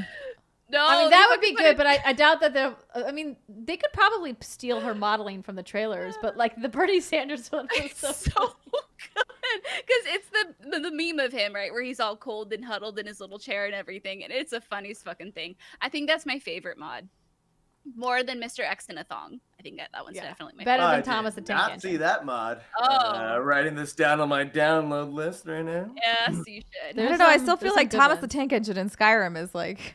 That's pretty Oh, good too. that's GOAT. Yeah, of Yeah, course. it's pretty good. That's classic. So if you've been wanting to get back into the Division 2, or if you never played the Warlords of New York expansion, now is a great time to jump back in the game. And I also got a code from Ubisoft for the new expansion for Uno Ultimate Edition, the Nice. Phoenix Rising pack. So they did a Amazing. crossover with Immortals, Phoenix Rising, and Uno. Oh, really? Yes. Yeah. Interesting. Where you kind of like have these like boss battles against like the gods inside the game, and I'm very excited. to Reverse. play. I'm totally into that. Yeah. Because Phoenix Rising just I think got its first DLC recently, and that was a game I liked a lot. Mm. Yeah, we talked about that on the show about how it was really an underpraised game, and a lot of people just kind of like blew past it in December. And in fairness, Ubisoft did release it in the wake of one of the best Assassin's Creed games they've ever created. And so it was another big open world game, but it's such a different vibe for Immortals. Still a great opportunity to go back. I thought and the check writing back in it out. was so much fun. Yeah. It was Yeah. fun. Agreed. Super funny game. But yeah, so that's what I've been up to. Steimer, you've been reading some more. I'm still, sorry. I'm bad at this podcast. But yeah, I'm almost done with The Way of Kings, and I just really kind of wish that it's one of those things where you wish you could just pause on everything and just sit down and like finish it. But I've got life things to do, so I can't do Yeah. that. Yeah, Playing it gets games is real fine. good at the end. I had many like 3 a.m. nights at the end of that book. Oh yeah, I feel like I just want to be like, okay, Friday 5 p.m. I'm done, and I'm just gonna read until I finish this book. So does this mean I'm gonna have to get you a matching Bridge 4 medallion to the one that I have? You have a Bridge 4 medallion? I do. Oh, that's cute. The little insignia that they have. Yeah. Aw, I got it at Comic-Con. nice. Sure, I'll take one. Yeah. We could be buddies. Yeah, Bridge 4 buddies. 4. Those poor souls. Joven, have you ever read the Stormlight Archive? Have you ever read? No. Do you know what reading is? I haven't read that. I've actually, through Audible, gone through and have read a lot of the Legend of Drizzt books. And so right now, a lot of my reading kind of pertains, like I'll do one of those stories, which is like a Dungeons and Dragons story that has like 22 books to it. And then I'm also trying to read the new canon Star Wars books. So I'll like finish one, go to the next one, finish one, go to the next one. So I'm trying to get through all of that first, which will probably take the next 2 years of my life. Yeah, there's Yeah. a lot. Yeah. There's a lot there. Well, there's no shame in reading. We love reading here at Yeah. What's Good Games. Reading is good for you. And Britt, you have been playing Trails of Cold Steel. Yeah, I'm craving a JRPG, like a true blue, give me the anime husbandos and waifus. I've heard a lot about the Trails of series. Trails. I always want to say Trials, but it's Trails. Trails of series, and there's currently, I think, 4 Trails of Cold Steel, 4 or 5. I'm new to all this, and it's a complicated fucking whole thing because, Like What most JRPGs. oh, dude, Right, and it's but not to be even confused with the narratively- Tales of series. Correct. It's the Correct. Trails Different. of series. Trails. Yes, Trails is also Like a very good. hiking trail. Trails. Yeah. Yes, exactly. Good job, Steimer. So, yeah. Good job. You have- Word association. Good I was like, I like job. that. Good job. Yeah. So you have trails, and shout out to our community, especially Maggie, who's been really helpful trying to explain this to me as if I'm an infant because I still can't wrap my head around it. So you have the Trails of series, but among that, like you're supposed to play the first, I think, the first 2 Trails games, and then you're supposed to hop to the Crossbill series or something, and then there's the Sky series, and then they all come together at some point. And I don't understand it, and it causes me stress. So I'm just focusing on the Trails of Cold Steel series right now. And so far, this game is just exactly what I wanted. It's like the epitome of slow burn in the sense that they are not rushing to get to the narrative points. They're not rushing to get to who the bad guy is. I'm like 25 hours in right now, and right now I feel like I'm just a normal high school academy student, but it's a military high school that I'm at, or college or university. Anyway, I couldn't tell you like where the story is going, who the bad person is, or any of that. They're just now slowly starting to introduce like some iconic like scenes of someone's back, and they're like laughing evilly, like you were, Joven, with your little mustache twirl. Exactly. And that's all I'm getting. Soon they'll all be mine. And this is something that you enjoy 20 hours into a game and you still don't know what's happening. Exactly. Yeah, right now. I know. It's really scratching that itch, and what I love about it is there's about, I don't know, 8 main characters right now. But there's some this game has some of the best writing for characters in a JRPG that I think I've come across maybe ever. They're all so well written, and the story, although it's a very, very slow burn, it's still very interesting. It kind of has a little bit of Persona vibes to it in a sense as well. But obviously, like, I couldn't really tell you much more about it because I'm still trying to figure it out. But the combat at 40 hours, you might have 40 hours. 40 hours, she'll have an inkling. If you're lucky. But so I'm going to hold off on saying too much more. But again, like I talked about it in our community Facebook page and on Twitter, and there's just such like a cult following of this game, and they're all really excited. So I hear you. I see you. I'm giving the series a shot. And so far, I really like it. And I'm sure I'll be talking about it in a month when I maybe have an idea of what's happening. But for now, I'm just going to enjoy my slow burn of husbandos and waifus. I like it. I think that, you know, the games that sometimes are the most dense to get into end up being the most rewarding once you're in, right? Yeah. You talking about that JRPG made me think of Lunar Silver Star Harmony, and now I'm like, I kind of wonder if that's on a thing now that I could play, like a Switch. The last thing I played it on was Vita. Vita. Yeah. You recommended that game to me, and I really liked it too. Dude, that game was so good. Silver Star Harmony. Yeah. That was a good one. I don't know if it's on anything new. It might not be. Let's look at the Wikipedia page, everybody. PS5 backwards compatibility. Come on. Yeah, no, it was released last in 2010, so on the PSP. Yeah, and that's why I got it on the Vita, because it was the PSP version. Yeah, so probably. Womp womp. Probably anyways, not. Great game, but apparently you need a PSP or a PS Vita to get it. So. Yep. I don't know. It might be on like an emulator online. Oh, that's true. I forget that those exist sometimes. Yeah. You can find almost anything on the internet these days. That's true. That's very true. Well, we had a lot to talk about in the news, so we don't have as much to talk about in the hands-on portion, but hopefully we'll have even more to chat with you guys about next week. So let's go ahead and take our final break of the show. When we come back, we're going to talk about the Stuff of Legends. I know that thing. That is your thing. I hope so. I made that thing. All right, we'll be right back.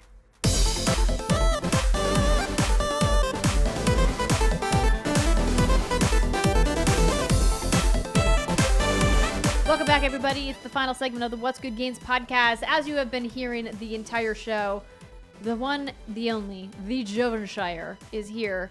And it's so good to finally have you on the show. You and I have obviously been friends for over a decade now. And I saw all the promotion you're doing for your brand new show, and I'm so happy for you. Congratulations on the launch of the Stuff of Legends. So tell us a little bit about what this series is and what people can expect when they go to the Jovenshire's YouTube channel. Stuff of Legends is an official D&D campaign show, so we were actually working with Wizards of the Coast and Dungeons & Dragons to make this show. And what we have is we have a cast of actors and comedians who are playing Dungeons & Dragons for the first time, except for Lasercorn, who's a longtime friend of ours, who's played a few times before, but still pretty green to the game. And the big twist is that anytime there is any action or dialogue, we actually cut to these specifically made puppets for each character, and it's all like pantomimed, almost like a drunk history style, where like the puppets are then, you know, just saying what the people are saying. So it's been a lot of fun. The first episode came out this last Tuesday. It's been well received so far. As you can see here, it definitely has some vibes from like, you know, early 90s like puppet shows that you might have seen as a kid. And it's got a lot of heart, which is I'm very proud of, because you see these people playing D&D for the very first time, and as they're learning the game, you see them kind of coming together as not just like a group of cast members, but actually like a D&D party. And my main goal for the show was to be able to make something that not only D&D players of like 30 years would be able to enjoy, but also newcomers that, like, in the last 2 years, D&D's gotten so popular, but it's kind of difficult to jump all the way in. And especially with like 3-hour shows or podcasts for some stuff. So we just wanted something that was easy and light for a new player, or just someone that kind of wants to play Dungeons and Dragons and just thought about it, where they can watch it and get it all in a 30-minute episode and, laugh at all the same jokes.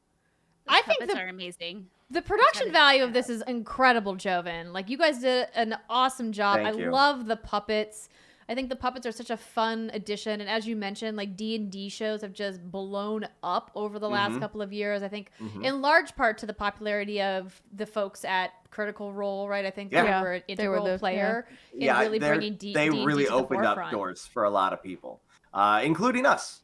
So we're going to be going for a couple weeks. It's not going to be like an ongoing 52-week show. We filmed it all. It's all now in post-production, so I've been like checking my phone every now and then. It's like, all right, we got a new cut for episode 2, and episode 3's got puppets in it now. Great. It's been a lot. But it's fun. It's puppets. Working with puppets is kind of like working with a cartoon, but you get a lot more of the physical comedy in there, which is one of my favorite aspects of it. How have you been handling the role of Dungeon Master? Because there's a lot of pressure to create stories and to kind of keep everybody on the rails. Are you enjoying it? Do you usually play DM in your D&D games? I found that because I'm kind of a big control freak, who knew? I like being the DM. But when you're DMing for a show, it's a lot different than, when you're DMing and playing like an 8-hour campaign on a Saturday with your friends. Because, you're trying to tell a specific story. You have point A and you got to get to point B over the course of 6 episodes. And so trying to guide the audience or guide the players to kind of keep them on track, to make sure like they're still having a good time, making sure we have the right pacing. And that's a big part of the show, is having good pacing. So like, we get a fight in every episode, but also they get a chance to like RP every episode and kind of like find their characters in a deeper way. So it's juggling like 10 different things in your head all at the same time, and hoping, you don't kill anyone because you don't know what to do with a cast member that isn't in the rest of the campaign. That's a good point. It's interesting that you bring that up, because we had the opportunity to work with one of your cast members, Lasercorn, David Moss. We shot a D&D episode for his channel, Lasercorn, on YouTube, which is going to be coming to his channel in the future. He's still in the editing process, but he was the dungeon master for the 3 of us playing, and it was only his second time DMing. And I was like, wow, that's intense. I can't imagine. I gave him a rundown of tips. Did you guys get the haunted house? Was that one yours? No, we didn't get the haunted house.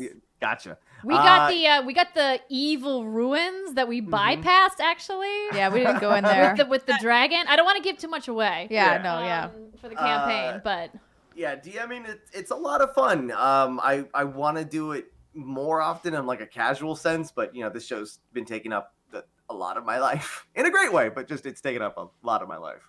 Well, if you ever want a challenge, we have been known to go off track and get very off track. If you want to try to wrangle us for some practice, like, we're available. Working with my friends for as long as I have, I've learned how to herd kittens very well. So. Oh, yes. I can imagine the way things went off the rails when I left you guys to your own devices at Smosh. Yeah, no, it wasn't. Goodbye, kids. Good luck to you. if this person's over here, Mari's dancing in a corner, Lasercorn's modding a game, and you're like, okay, let's try to film a video. I do love, though, about this show that the mix of experience of the players is varied, right? So you got Brandon, who's clearly played a lot of RPGs and done a lot of D&D and improv, and then you have Lasercorn, who's a relatively new player, and Lisa had never played before, right? Lisa never played before. The one thing that they all have in common, actually, is they're really good at character work. Lisa Foyle's coming from all that. Was a big part of having her on. Shauna Malcolm has done a lot of work in traditional media, so she knows how to like grow a character on like television. Brandon with sketch comedy, I was just like, it's brilliant how much he brings to the table. And Lasercorn normally only can play one character, but he's always very funny. And he works. What is it, Riot Shield Man? Yeah, right. And it's that voice from Riot Shield Man all the way to Hatchet Hand. It's the same voice. It is. So Riot Shield Man is a character that Lasercorn created back in the early days of Clever Games. This was actually right when Jovenshire had joined the Clever Games team. When Hinky and Lasercorn were like seeing all of this creation in video games happening around Call of Duty, and in Call of Duty at the time there was a Riot Shield that you could play with. It was like the last time that class was really added in a fun way. He's been looking to bring him back, but it gets harder every time. Yeah, it's true. But if you want to, I don't even know if it still exists because Defy turfed all the content. I don't think anything from Clever Games exists anymore, unfortunately. I have a couple episodes that I saved locally to use in like reels and stuff, but like when I discovered that Defy like essentially flipped the switch on all of that content, it broke me a little bit. And now it's just a life lesson. Like if you work on the internet, just save your videos onto like a drive somewhere. Yeah. You think it'll be on YouTube forever. It won't. Not necessarily. But hopefully Stuff of Legends is on YouTube for a very long time. And like considering it's on your channel. Yeah, I'm not flipping a switch anytime soon. Yeah. But to be able to work with Dungeons and Dragons proper has been great because there's a huge monster manual to choose from. So going through like official D&D creatures and be like, who do we want to turn into puppets? Yeah, that must have been fun. Oh, it was like pre-production on this was way too much fun. Were there any though that you were like, this might be too hard to make into a puppet? Like, I don't know if we really want to go for that. Like a beholder? Beholder was on the short list. Honestly, one of the Shauna Malcolm's character, Areola Borealis, is a dragonborn barbarian. And I wanted to make sure that all of the characters all the cast had a chance to kind of like put in their say-so for what kind of design their puppet had. Because I wanted them to feel as connected to these characters as they possibly could for like the overall character. Of course, yeah. And her one note was like, I want my dragon to have the biggest boobs that can be on a puppet. I noticed that in the trailer. Yeah. So I'm scrolling here and trying to find it. I took that to our puppet fabricator, and I was like, how do we do this? And like trying to make a structure that didn't need a second person to kind of balance the body at the same time. Because then there's also not a lot of room for torso. So like on camera, it was just like her boobs and face. So it was a challenge. It was a challenge, but we made it work. And yes, there. Yep, there they are. Yep. So good. I love it when she gets shot with an arrow. It's like right. It's like right in between. Because of course. Because it was the only place we could hit her. Well, that's like a feeble armor, right? It's like it just covers the tits, and then everything else is exposed. And then like, how does that even work? I love it. So good. But she's our tank of the team, and she does a lot of damage. Lisa's our mage, where we had some homebrew stuff with her. Brandon was a lot of fun because when I was asking him about his character, I was like, what kind of character do you want? And he's like, I want to have a fish. He's like, I want him to have crazy eyes. And so we made Slippy here for him. Oh my God. So cute. Easily my favorite puppet because he's got like two crazy eyes at the same time. Wait, so did you keep all the puppets? Do you have a house full of puppets now? I have a house full of puppets, and my wife isn't a giant fan of that. What, do you just like grab one occasionally and like, what's for dinner? I've downloaded TikTok to see like, maybe there's something I can do with them on here. Oh, 100% you can. Do you want to be a TikTok millionaire? There you go. Yes. Because apparently pirate shanties are popular on TikTok, and Lasercorn's character is a pirate. So I've got a one-handed pirate here that might do some. There he is. He might have some sea shanties on TikTok. Are you going to try and braid your mustache eventually like this character? Or my mustache is the only facial hair that will actually grow well on my face. So if I give it like one more year of pandemic time, I probably could braid it like Hatchet Hand's beard. That'd be cool. just kind of give the little twirl to it. But yeah, so the first episode's now on youtube.com/the Jovenshire. We're doing we got a bunch of episodes with a bunch of cool Dungeons and Dragons monsters made into puppet form. So Can you give like a brief plot overview? What what we've established so far is that in the town of Waterdeep, which D&D fans will know, it's a very popular town on the Sword Coast. There's been a series of kidnappings in the town, and so 4 representatives from different boroughs in the town need to go out and find out who is kidnapping these people to try to stop it from happening anymore. And they're going to have to travel around the town and find some people that they weren't expecting to see. Nice. Interesting. Intrigue. So does the show follow a continuation of the campaign, or is each episode kind of a standalone mini campaign? It's one entire campaign, so it's one overall story that we're telling, but I definitely pull a lot from how normal TV shows are structured, where each episode has its own beginning, middle, and end, and then you get your tidbit of like the overall arc. So every episode they're learning more about the adventure, but while having to deal with other things that kind of get thrown at them. Okay. Yeah. That's In cool. episode 2, they wind up going to a prisoner's carnival and have to and endure some very interesting circus-like events that may or may not kill some of them. Oh my god. I want to see the puppets for that. For the Yeah. Oh, yeah. for the Bloody carnival. puppets. Wait, so are there new puppets for every episode? Yes, we made That's so 11 cool. Yeah, we made 11 puppets in total. And yeah, there's some puppets that we made that are just in like 1 or 2 episodes, and then you got your main cast that go all the way across, and then some puppets just show up for a single episode. It's like, hi, I made this just for this one joke. All right, cool, great. That's so Moving cool. on. That's so awesome. I think that this is such an amazing project that you've been working on. And for people that aren't familiar, Joven has been working in YouTube since what, like 2008? 2008 was my first freelance job.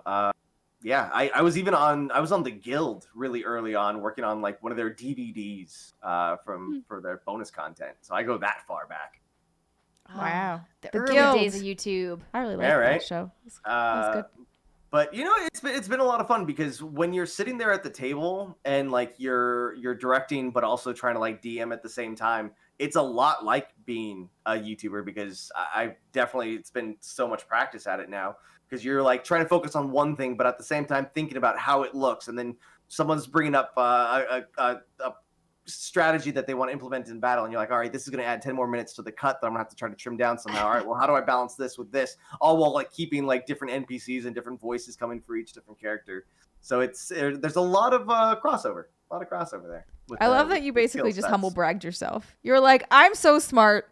Look at all the things that I'm able to juggle in my brain. And as Andrea, who's known me for such a long time, knows that I'm not nearly as good as I think or say that I am. You'll see like me like BSing my way through a lot of situations in the show. If you ever see me look off camera, I'm looking at my producer like, I guess this is happening now. And then it's like, all right, cool, here we go. Let's do this. I think that it's really fascinating kind of seeing your journey, having been there kind of like in the early days, and, seeing how hard everybody was working.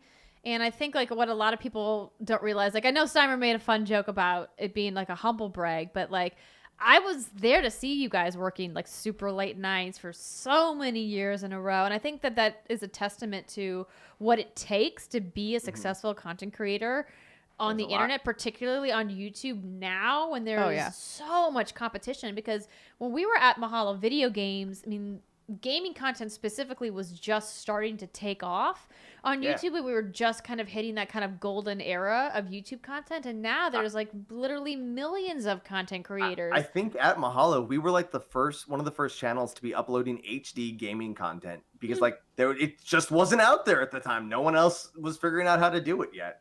Well, nobody else wanted to fund it, right? Like it was very expensive. So expensive to make. I mean, there was an army of like 25 editors, predators as they call them now, producer editors. I think at our height there were 29 people in that bullpen, all working on different videos. It was a different time of the internet. It was definitely a little spam involved, but but that's what everybody was doing, right? It was like make as many videos as possible and get as many Fight the pieces of Google AdSense algorithm. across all of these different pieces. Yeah, the way that the SEO worked back then was very different than the way that YouTube algorithm works now. Yeah, little did we know that we were just going to jump from battling the Google algorithm to, battling the YouTube algorithm at the same time. So, great. Ah, yes, all of the algorithms competing against each other. Twitter has their own algorithm. Instagram has their own algorithm. TikTok has their own algorithm. I try They're not all to, out like, to stress steal your myself data. out with it Yes. anymore. I'm just like, I'm going to create content that I think is really fun and just hopefully people watch a few episodes of it. No, I think that that's great, though. And I would love to talk to you a little bit about, how you got to this point, right? So obviously we talked very briefly about, the implosion of Defy Media, which led to a lot of you guys kind of moving out on your own. And most of you had actually kind of moved on from working at Smosh Games before it really kind of like had its final like death rattle. My last day was during the summer before it blew up in December, and I was out like in May 1st. And you guys were working on your own stuff, but then you partnered up with some of your old Smosh Games colleagues to start New Elements 6. And then you guys kind of decided to shelve that project, right? Or is that still happening? No, it's and a lot of it is also kind of on me for that one, because for the same reason that it was just my time to leave Smosh Games was because, I knew I couldn't retire with that, and like I couldn't be 65 years old playing GTA 5, though. I don't think we'll get a GTA 6 before that. You never know.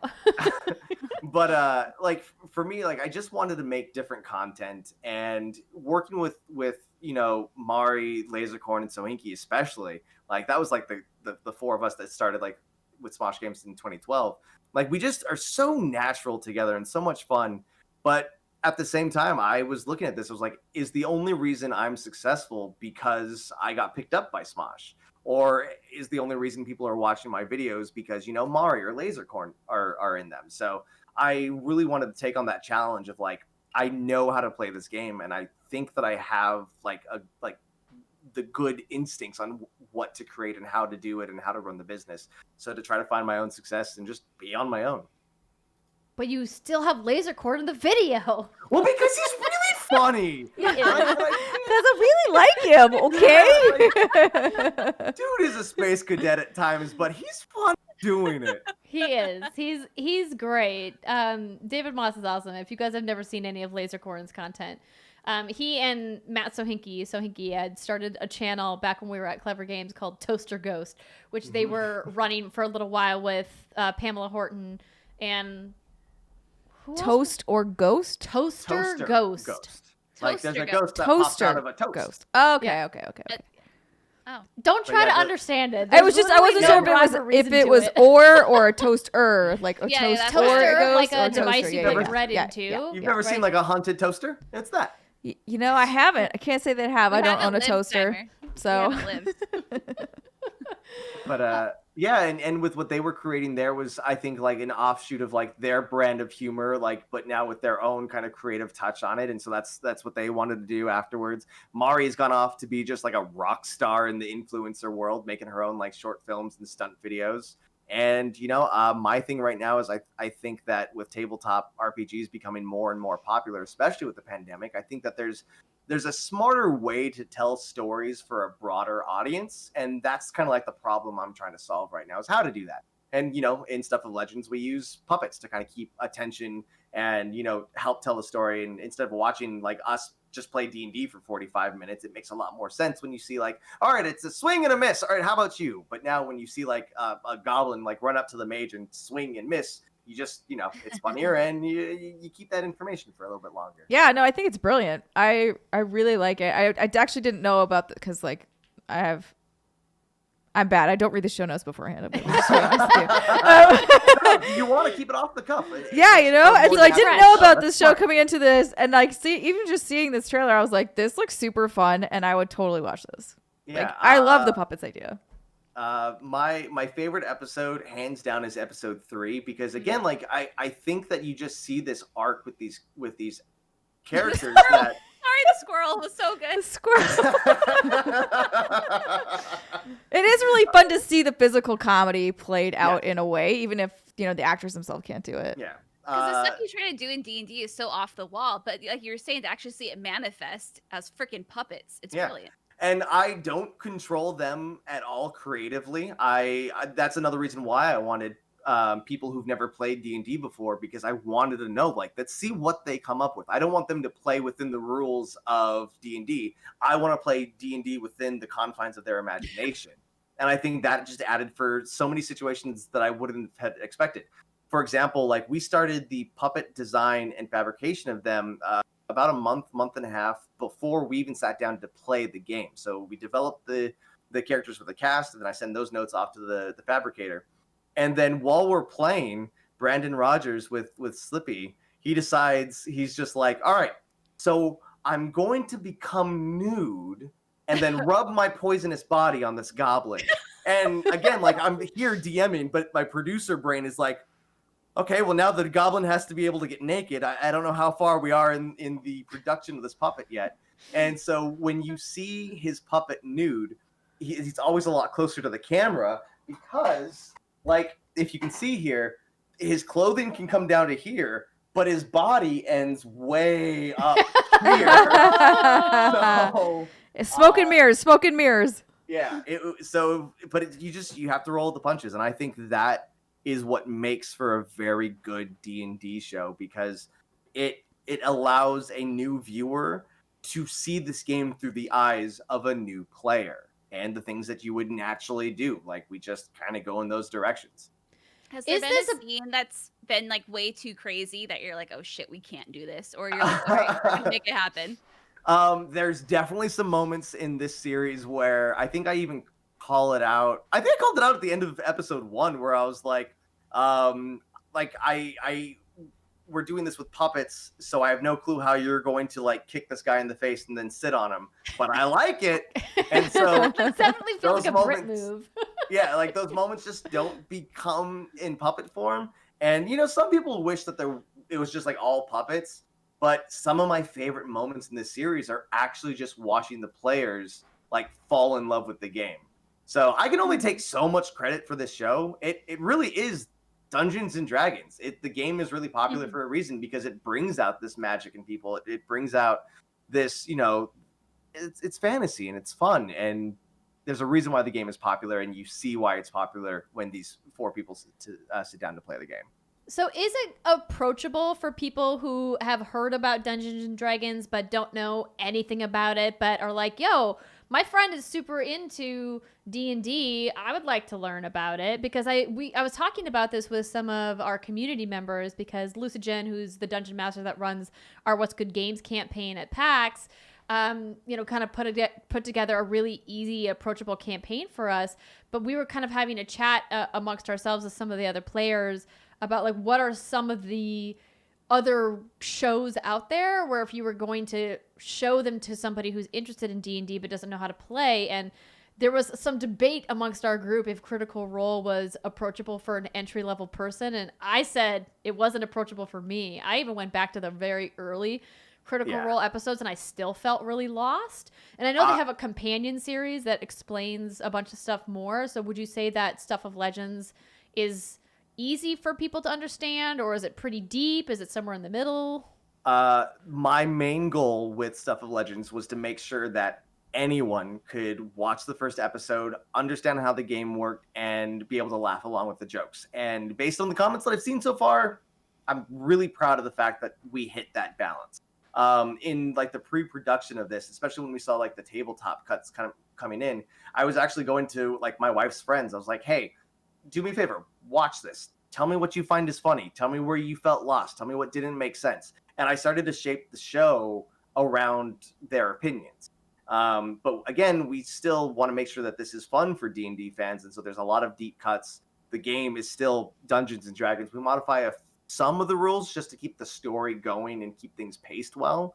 But yes, anyone that is, you know, heard of the game, or maybe they've never heard of Dungeons and Dragons, they're just a fan of puppets. They're like, I love puppet shows. You can watch this and laugh at all of the same jokes as someone that's been playing the game for 30 years. And that is what I'm the most proud of. Well, congratulations on the launch of Stuff of Legends. I think it looks phenomenal.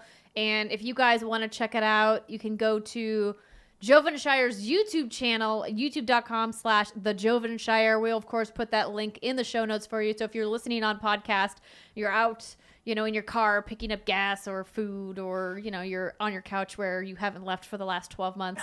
We get it. No worries. You can just click on that link and head on over. And this is going to be exclusive to YouTube for at least the first season, right?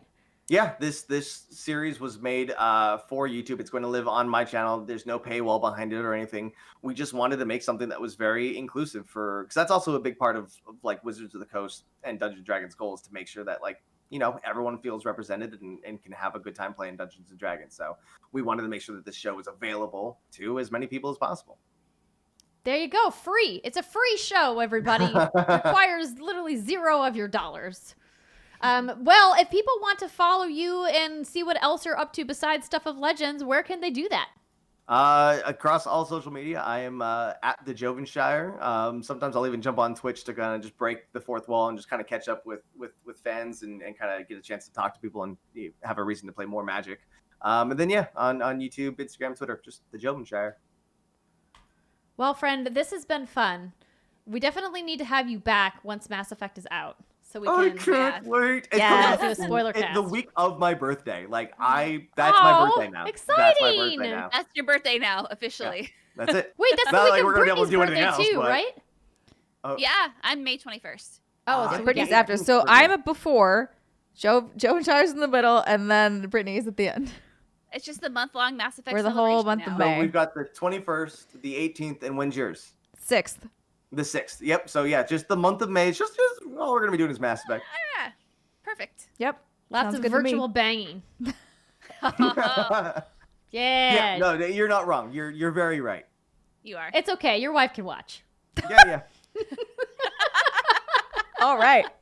This is actually she's read the book. Like, she read the books before I read the books, but she's never played the game. So I'm now hoping, I didn't want her to play the first Mass Effect because I knew it was just you need the nostalgia goggles. So I'm gonna try to convince her. I'm like, that's gonna be my Christmas or birthday present. I don't need anything else. Just play 10 hours of this game. Just give it 10 hours. Yeah. Yes. And you'll fall in love. Well, thank you so much for joining us on the show this week. We loved having you. The show looks great. And we'll be sure to let you guys know once that Lasercorn episode goes live so you can see the antics of what happened. And if you need, voices for season 2, you just let us know. Joven. Having puppet versions of the three of you, I can already imagine the greatness that it would be. So, We are volunteering. I would love to make a puppet. All right, everybody, enjoy your weekend, and we'll see you next week. Bye.